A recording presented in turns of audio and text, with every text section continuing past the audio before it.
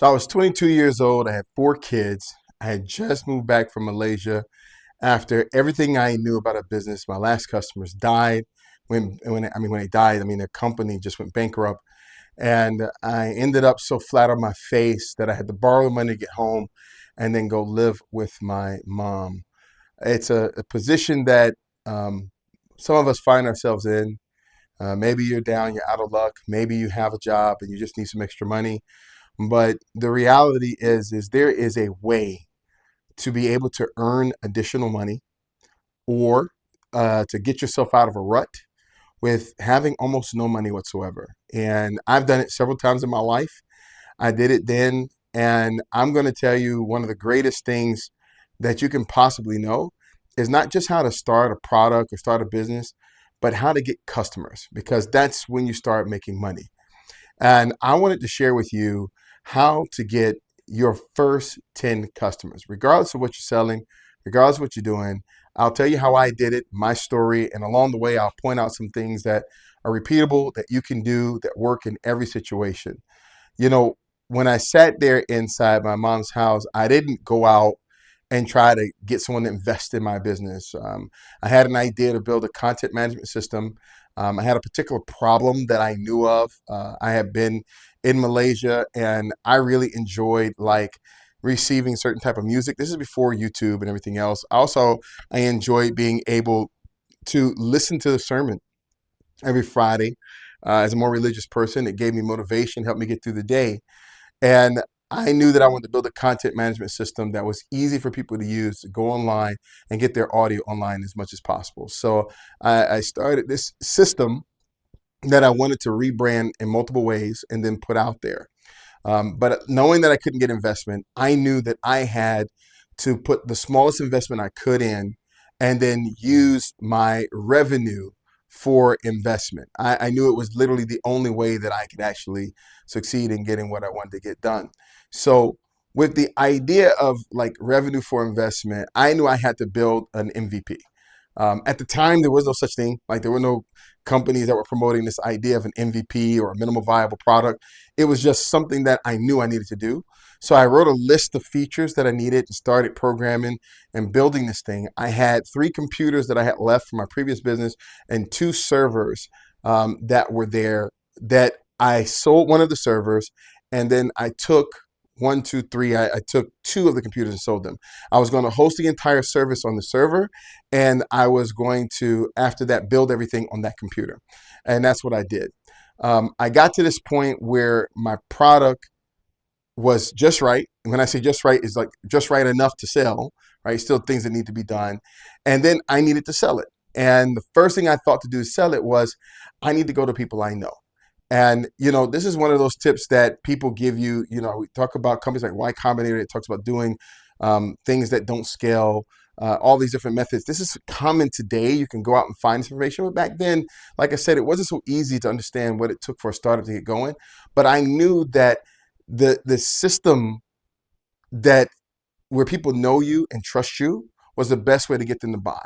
And this KTB, or no trust buy methodology, was something that works today. It worked then. And what it involves is that someone knows about your product, whether they know you, they know the product, know you're selling it. And then secondarily, they build trust with you, and then you lead them to the buy or you guide them to the buy. There's three different methods of selling. Like one is just simply like, see, like, buy. That's when someone sees something, they like it, they buy it. Typically, these are products under $50. They don't have a big impact on somebody's wallet.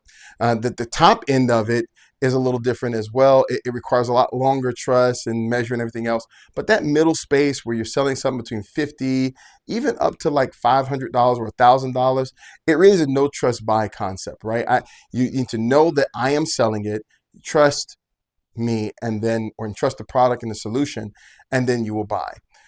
In this case, what I did was to work in a community that already knew me.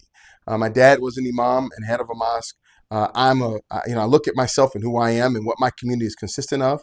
I'm a young black Muslim from Alabama, from the South.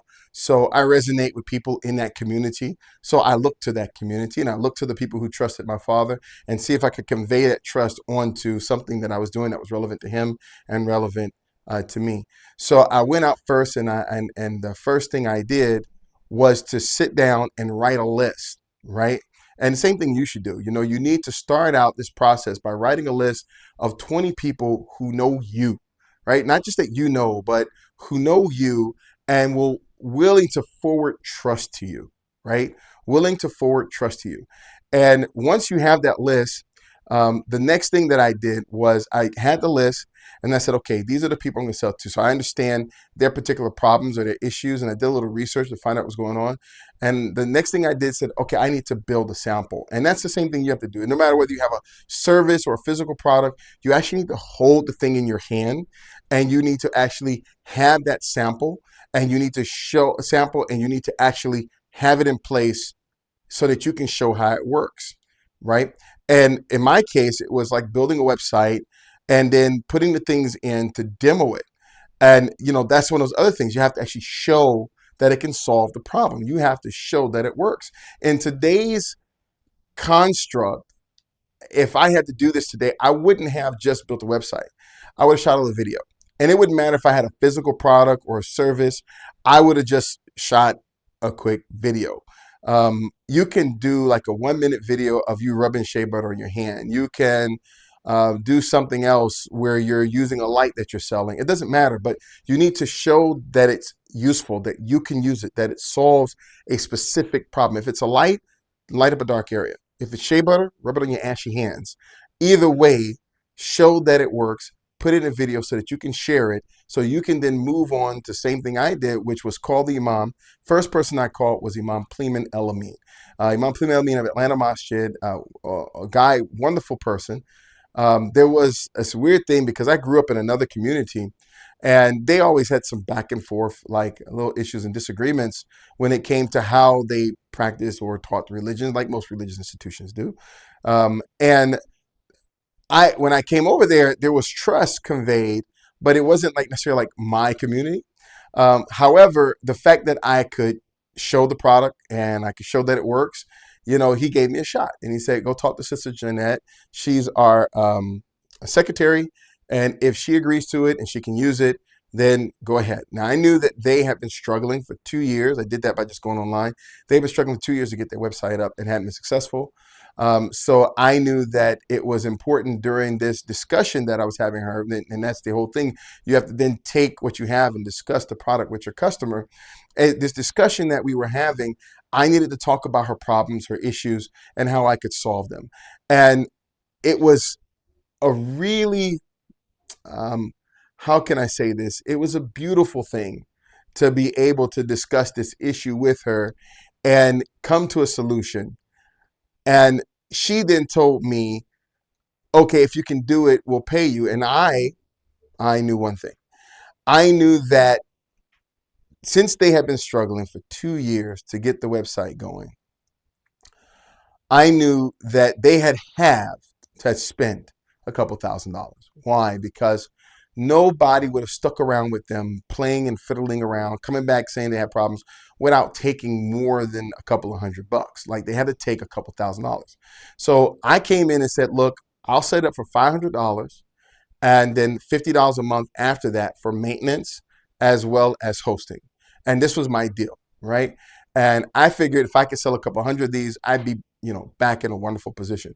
So she gave me a chance. And as soon as this, I knew something else. And that was that $500 is not a lot of money when it comes to thousands that you spent before. I know the average website back then cost $5,000. So to give me $500 where you give other people $2,500, even just for a payment to start, it wasn't a hard ask. And what was important is that I just took the money, right? I mean, I asked for the payment and I took the payment. I didn't need a fancy system. I didn't need anything special. At that time, let's just get in a check, right? A regular old paper check. If that's what happens during this first 10 customers, when you try to start a business, man, don't worry about starting a website. Don't worry about having a logo.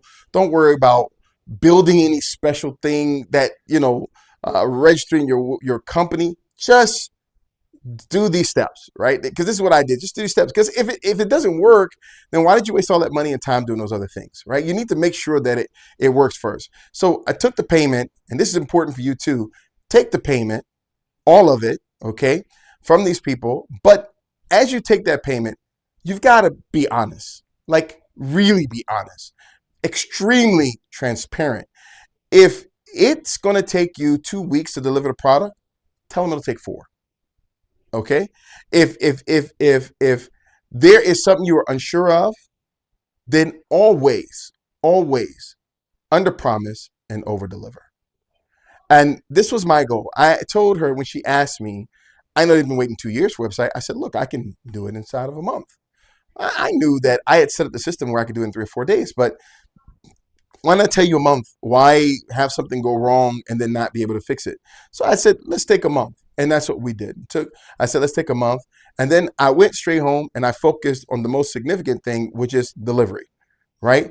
I've now got to deliver on that promise to maintain the trust that I've now used in order to get the sale.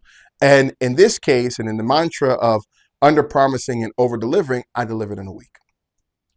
And if you can imagine what that did to the trust level, what that did to the value of the product, it was amazing. You tell people that you can deliver your product in 4 weeks, meaning that you've got to, collect the money and then order it and then bring it to them, they'll be happy. They won't be mad at you. They'll be happy because you over delivered. You did more than what you said you were going to do. And they accepted the terms when you got the sale. And as long as you think when I sell it, this was the same issue with me, I would sell it for $500, but my internet charge was $125 a month, $150 a month. I'm only charging $50 a month, and it doesn't start till after everything is set up. I have electricity and I have other issues, and I had to move out of my mom's house. So I had some real expenses, and I knew that the money I took from her wouldn't cover all of them. So what I did is I repeated this 8 times. I have 8 different masjids and built their websites out. And when I built their websites out, that gave me the base money. If you're doing the math, it's $4,000, right? And then it's $400 every single month thereafter. And that gave me the ability to start. If you have a physical product, what you want to do, like I'll give you an example, like at Bestco, where we wholesale products and we help out our retailers a lot, and we do things like this and tell you how to succeed. We have a minimum of $300. Let's say you buy a product from us that has 30 pieces in it, okay, and each piece costs $10 from us. That's the wholesale price. Well, sell it for 30. Sell it for 30. And the reason why you want to do this is because you always want to think 3x. That is 33% of your product needs to be for just paying for the product. And the other percentage of your product needs to be for your profit, right? It's a wonderful mixture. When you take the money and you then deliver on the first set of products, after that, let's say in a scenario of $300, each one is $10, you sold it for 30, you have now 20 other pieces that you can sell, and it's pure profit, right? So you're going to get 300 times 20, you're going to get 30 times 20, that's $600. So you rack in $300, you take home 600, your revenue is $900, right? That sets you up for the next stage. And the next stage is to be able to go after 100 customers. But before you get there, you got to go with something else that'll build trust at the next level, and that's social proof. And you do that by contacting the people who brought the product, and you get testimonials. And when you get these testimonials, they are the validation you need for the people who you don't have existing trust with. In this case, I went to Sister Jeanette. She was elated. I mean, I had a great time working with Sister Jeanette. I did so much over and above. I even upsold these little MP3 recorders that I could tie into the microphone line, and so that they could immediately after the prayer just go ahead and grab this thing and then walk in and slap it, the MP3 online, and play it, because I had built this audio player inside and everything else. But we built some really good trust with each other, and it was very easy for everyone that I used after that to call back and then be able to say, well, how was it? They look online, they see, oh, they've got a new website, everything else that was part of Social Proof. They go on our website, this comes later, not then, but they would see that, okay, we did it for this person, that person, and then they would reach out and call the person, and the person would always have have something good to say. Those testimonials are gold. Those 10 people that trust you, that buy in the beginning, what they have to say about the experience will carry on as social proof throughout the entire process that you go up from 10 to 100 to 1,000 to 10,000 customers. And it's absolutely awesome. And when you get to that point and you sold these 10 people, just like when I sold my 8, it was time to scale, right? It's time to really think about how do you get to the next 100 customers. But for us, that's another video. And I hope you stick with us and you watch it, or you go into our channel. Really, we have this video that tells you how to get to 100 customers. It's free, but we give it as part of our system. And I have a company called Bestco I'm the chairman of. And we've taken these passions and pains points and taken everything and put it into a nice, neat little box. And we call it the business in a box. And the business in a box is awesome. And you can get it at bestco.world because it includes the product samples, it includes instructions, it includes research, everything that you need to start your company and then go ahead and get your first set of customers and make your first order. It costs $97. And after that $97, you won't have to pay anything else because if the business works, you'll get everything directly from revenue.